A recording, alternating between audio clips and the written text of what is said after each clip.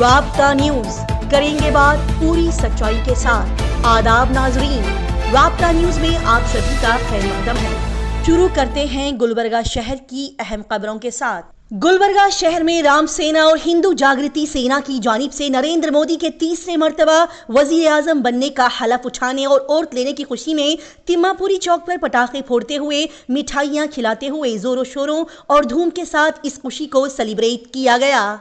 जी हाँ नाजरीन, नरेंद्र मोदी के तीसरे मर्तबा वजीर आजम बनने की खुशी में राम सेना और हिंदू जागृति सेना ने तिम्मापुरी चौक पर नरेंद्र मोदी के कटआउट्स को मिठाइयां खिलाई, रंग उड़ाते हुए, पटाखे फोड़ते हुए, चीखते चिल्लाते हुए इस खुशी को मनाया। साथ ही यहाँ पर जय श्री राम के नारों के साथ मोदी के कटआउट्स को दूध से भी नहलाया गया और यहाँ पर मौजूद हर एक शख्स ने एक दूसरे को स्वीट खिलाते हुए नारे बुलंद किए कि मोदी तुम आगे बढ़ो, हम तुम्हारे साथ हैं।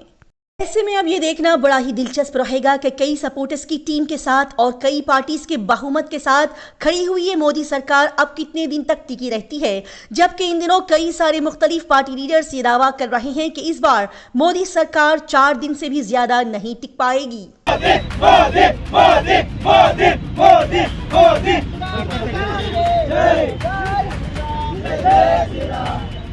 मोदी मोदी मोदी मोदी मोदी मोदी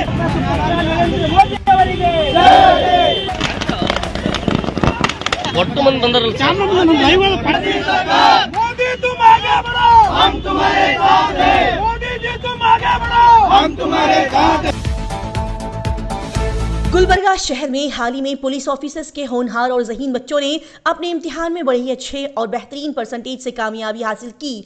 लिहाजा इस खुशी को और दुगना और दोबारा करने के लिए Gulbarga police commissioner Shri Chetan R IPS ने पुलिस ऑफिसर्स के बच्चों को SLC में और PUC में 80% से ज्यादा परसेंटेज और अच्छे स्कोर के साथ कामयाबी हासिल करने की खुशी में इन स्टूडेंट्स को फूलों का हार पहनाते हुए मोमेंटोस देकर उनकी हिम्मत अफजाई की।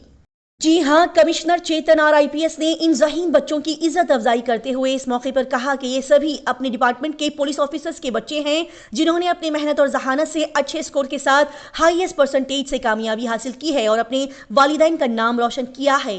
लिहाजा हम सभी ने इस मौके पर इन सभी बच्चों की इज्जत अफजाई की, क्योंकि ऐसा करने से दूसरे बच्चे भी इन सभी से इंस्पायर होकर अच्छी तरह से दिल लगाकर पढ़ने लगेंगे। बता दें कि इस मौके पर सभी पुलिस ऑफिसर्स और उनके फैमिली मेंबर्स यहां पर मौजूद रहे और यहां पर इन बच्चों के वालिदैन ने भी अपने बच्चों की इस बेहतरीन कामयाबी पर खुशी का इजहार किया। गुलबर्गा शहर में हो रहे 620वें हजरत ख्वाजा बंदे नवाज गेसु दराज के उर्स शरीफ के मुबारक मौके पर ऑल इंडिया इंडस्ट्रियल एग्जीबिशन के शानदार अंदाज से कामयाबी के चलते प्राइज डिस्ट्रीब्यूशन सेरेमनी रखी गई। जी हाँ नाजरीन, हाफिज मोहम्मद सैयद अली अल हुसैनी साहब की सदारत में यह प्रोग्राम बड़े ही शानदार अंदाज में शुरू किया गया। बता दें कि इस प्रोग्राम में बड़ी बड़ी मारूफ शख्सियतों ने शिरकत फरमाई, जैसे कि गुलबर्गा शहर के मशहूर व मारूफ हस्तियों के साथ Shri Chetan R IPS Gulbarga commissioner साहब यहां पर चीफ गेस्ट के तौर पर शरीक हुए। इस मौके पर सभी शॉप ओनर्स जिन्होंने यहां पर बड़े ही बेहतरीन अंदाज से अपने शॉप्स को सजाया था और जिन्होंने यहां पर पार्टिसिपेट भी किया था, इन सभी को प्राइजेस दिए गए। इन्हीं के साथ डॉक्टर्स टीम, डेकोरेटर्स की टीम, सपोर्टिंग टीम और मेडिकल टीम, लोकल कॉर्पोरेटर सभी को यहां पर अवार्ड्स देते हुए उनकी इज्जत अफजाई की गई। शुरू करते हैं आसपास की रियासत और शहरों की खबरों के साथ। SIT तहकीकात के लिए जिनसी हरासानी के मुलजिम प्रज्वल रेवन्ना के घर पहुंची। जी हां, इस हफ्ते को SIT की टीम तफ्तीश के लिए JES के मुअत्तल लीडर प्रज्वल रेवन्ना के घर पहुंची, जिस पर खवातीन की जिनसी हरासानी का इल्जाम है। इसी दौरान एहतियाती तदाबीर के तौर पर पूरे इलाके को घेरे में ले लिया गया। बता दें कि प्रज्वल रेवन्ना को जर्मनी से हिंदुस्तान वापस आते ही 31 मई को बैंगलोर एयरपोर्ट पर SIT की टीम ने गिरफ्तार कर लिया था। केरला के साहिल पर गिरा एक खातून का 1.5 लाख रुपये मालियत का आईफोन, जिसकी तलाश के लिए 7 घंटे का ऑपरेशन चला। जी हाँ, एक खातून जो कि हाल ही में केरला में साहिल समुंदर पर गई हुई थी, पत्थरों के दरमियान अपना 1.5 लाख रुपये की मालियत का आईफोन उसने खो दिया और उसको तलाश करने के लिए तकरीबन 7 घंटे का रेस्क्यू ऑपरेशन किया गया।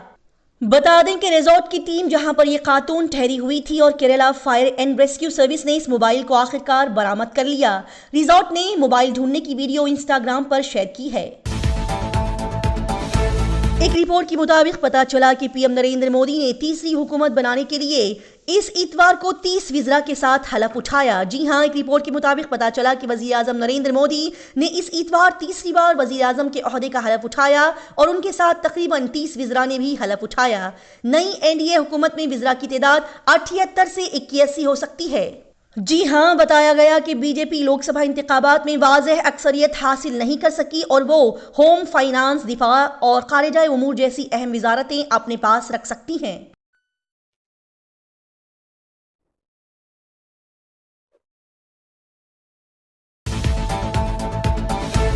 मोदी सरकार की नई हुकूमत की हलफ बर्दारी की तकरीब से पहले ममता बनर्जी ने कहा कि बाज़ औक़ात हुकूमतें सिर्फ एक दिन तक चलती हैं। नई एनडीए हुकूमत की हलफ बर्दारी की तकरीब से पहले टीएमसी सरबराह ममता बनर्जी ने कहा कि हुकूमतें बाज़ औक़ात सिर्फ एक दिन चलती हैं। उन्होंने इस हफ्ते को टीएमसी पार्लिमानी पार्टी की मीटिंग में कहा कि 400 सीटों की बात करने वाले अपने तौर पर अक्सरियत हासिल नहीं कर सके। कौन जानता है कि यह हुकूमत 15 दिन भी चल सकेगी या नहीं। यूपी में खुद को घिरा देखकर एक मंशियात स्मगलर ने एसओ के सीने पर गोली चलाई, लेकिन बुलेट प्रूफ जैकेट पहनने की वजह से उनकी जान बच गई। जी हां, बदनाम जमाना मंशियात स्मगलर बलराम राजपूत को पुलिस ने इस हफ्ते की रात कानपुर उत्तर प्रदेश में एक एनकाउंटर में पकड़ लिया। बता दें कि एक शख्स के अगवा और मारपीट के मामले में पुलिस ने इसे घेरे में लिया। इसी दौरान उसने एसओ को सीने पर गोली मारी, लेकिन वो बुलेट प्रूफ जैकेट पहने हुए थे, जिसकी वजह से उनकी जान बच गई। लिहाजा उसके बाद पुलिस ने उसे टांग में गोली मारकर पकड़ लिया। मुंबई और पुणे में मौसलाधार बारिश के बाद कई मुकामात पर पानी जमा हो गया, जिसकी तस्वीरें मंजर-ए-आम पर आ गई। जी हां, मुंबई में इस इतवार की सुबह मौसलाधार बारिश की वजह से कई मुकामात पर पानी भर गया, जिसकी तस्वीर और वीडियोस मंजर-ए-आम पर आ गई है। वहीं पुणे में इस हफ्ते की शाम बारिश के बाद कई इलाके ज़ेर-ए-आब आ गए और वहां से तस्वीरें भी मंजर-ए-आम पर आ गई है। बता दें कि आईएमडी ने इस इतवार को मुंबई और थाने के कई इलाकों में येलो अलर्ट जारी कर दिया था। एक रिपोर्ट के मुताबिक पता चला है कि मल्लिकार्जुन खड़गे को देर रात एक फोन आया, जिसमें उन्हें पीएम नरेंद्र मोदी की तकरीब हलफ बर्दारी में मदऊ किया गया। जी हां नाज़रीन, एक रिपोर्ट के मुताबिक बताया गया कि बीजेपी लीडर प्रहलाद जोशी ने इस हफ्ते की रात देर गए कांग्रेस सदर मल्लिकार्जुन खड़गे को फोन किया और उन्हें वजीर आजम नरेंद्र मोदी की तकरीब हलफ बर्दारी में मदऊ किया। जी हां, एक रिपोर्ट के मुताबिक खड़गे ने अभी तक इस पर कोई फैसला नहीं लिया, जबकि मगरबी बंगाल की वजीर आला ममता बनर्जी ने कहा कि उन्हें दावतनामा अभी तक मौसूल नहीं हुआ है। फिल्मसाज आनंद ने कहा कि अयोध्या ने राम के नाम पर सियासत करने वालों को जोरदार थप्पड़ रसीद किया है। जी हां, फिल्मसाज आनंद पटवर्धन ने लोकसभा इंतखाबात में अयोध्या में बीजेपी की शिकस्त के बारे में कहा कि अयोध्या के लोगों ने बीजेपी को थप्पड़ मारा है, जो कि राम के नाम पर सियासत करती है। उन्होंने मजीद कहा कि हमने कभी नहीं सोचा था कि उत्तर प्रदेश के वोटर्स इस तरह से बीजेपी से मुंह मोड़ लेंगे। चंद्रबाबू नायडू, जो कि आंध्र प्रदेश के वजीर आला बनने जा रहे हैं, उन्होंने रामोजी राव को कंधा दिया और उनकी आखिरी रसूमात में शामिल हुए। जी हां, टीडीपी के सरबराह चंद्रबाबू नायडू, जो कि आंध्र प्रदेश के वजीर आला बनने जा रहे हैं, इस इतवार को हैदराबाद में रामोजी फिल्म सिटी के बानी रामोजी राव की आखिरी रसूमात में वो पहुंचे और उन्होंने उन्हें कंधा दिया। खबरेजी उन्होंने कहा कि वो राव को 40 साल से जानते हैं और राव ने हमेशा समाज और तेलुगु अवाम की फलाह व बहबूद के लिए काम किया। श्रीनगर की डल झील में सयाहों को शराब पीते हुए देखा गया और इस वीडियो के मंजर-ए-आम पर आने के बाद कार्रवाई का मुतालबा किया गया। जी हां, श्रीनगर कश्मीर डल झील में शिकारे पर बैठकर कुछ सयाहों के शराब पीने की वीडियो मंजर-ए-आम पर आ गई है, जिसके बाद कई मजहबी रहनुमाओं और सियासतदानों ने कार्रवाई का मुतालबा किया। मुत्तहिदा मजलिस उलमाए कराम मजहबी उलमा के एक ग्रुप ने कहा कि कश्मीर के लोग सयाहों का एहतराम करते हैं, लेकिन किसी भी गैर इस्लामी या गैर अखलाकी अमल को बर्दाश्त नहीं किया जाएगा।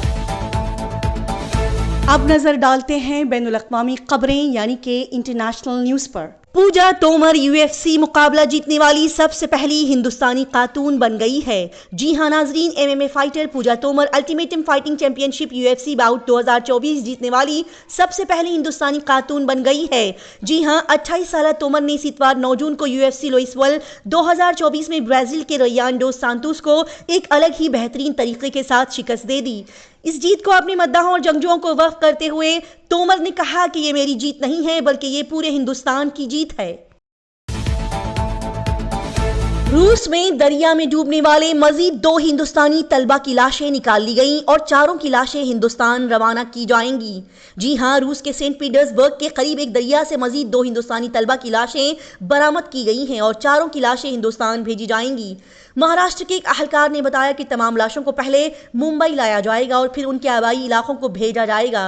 इत्तलात के मुताबिक तमाम तालिब इल्म अपने दोस्त को बचाने की कोशिश में इस दरिया में डूब गए थे। चीन के मुबारकबादी पैगाम पर हिंदुस्तान ने कहा कि हिंदुस्तान चीन ताल्लुकात को मामूल पर लाने की कोशिशें जारी रखेगा। जी हां, हिंदुस्तान ने वज़ीर-ए-आज़म नरेंद्र मोदी की तीसरी मुद्दत के लिए चीन के मुबारकबादी पैगाम का जवाब दिया। हिंदुस्तान की वज़ारत-ए-ख़ारिजा ने कहा कि वज़ीर-ए-आज़म नरेंद्र मोदी को इंतखाबी कामयाबी पर मुबारकबाद देने के लिए चीन का शुक्रिया। उन्होंने मज़ीद कहा कि हम बाहमी एहतराम, बाहमी दिलचस्पी और बाहमी हिसासियत की बुनियाद पर हिंदुस्तान चीन ताल्लुकात को मामूल पर लाने की कोशिशें जारी रखेंगे। स्टार वॉर का एक्शन मॉडल 4 करोड़ रुपए में हुआ नीलाम और विंटेज का सबसे कीमती खिलौना बन गया। जी हां, अमेरिकी फिल्म सीरीज स्टार वॉर का एक्शन मॉडल बोबा फेट नीलामी में 4.38 करोड़ रुपए में फरोख्त हुआ और ये दुनिया का सबसे कीमती विंटेज खिलौना बन गया। बता दें कि ये मिसाइल फायर करने वाला मॉडल 1979 में बनाया गया था और इसे हेरिटेज ऑक्शन के स्टार वॉर सिग्नेचर ऑक्शन में फरोख्त किया गया था। इसी के साथ ही बता दिया जाए कि साल 2010 में 1 कैरेट पहने एक बाबी डॉल 2.52 करोड़ रुपए में फरोख्त हुई। अरबपति फ्रैंक स्टोनॉच को जिनसी ज्यादती के इल्जाम में गिरफ्तार किया गया और बाद में उन्हें रिहा कर दिया गया। जी हां, ऑटो पार्ट्स कंपनी मेगना इंटरनेशनल के बानी और अरबपति फ्रैंक स्टोनॉच 91 साल को कनाडा में जिनसी ज्यादती के इल्जाम में गिरफ्तार किया गया था और बाद में शराइत की बुनियाद पर उन्हें रिहा कर दिया गया। बता दें कि फ्रैंक के खिलाफ असमत दरी, एक खातून पर नाशाइस्ता हमला और जिनसी तौर पर हरासा करने जैसे इल्जामात हैं। पुलिस के मुताबिक फ्रैंक को साल 1980 से लेकर 2023 के दरमियान इन इल्जामात का सामना करना पड़ा। इसी तरह की तेज, ताज़ा तरीन और लगातार खबरों की जानकारी हासिल करने के लिए राब्ता न्यूज़ को सब्सक्राइब, लाइक और शेयर करें।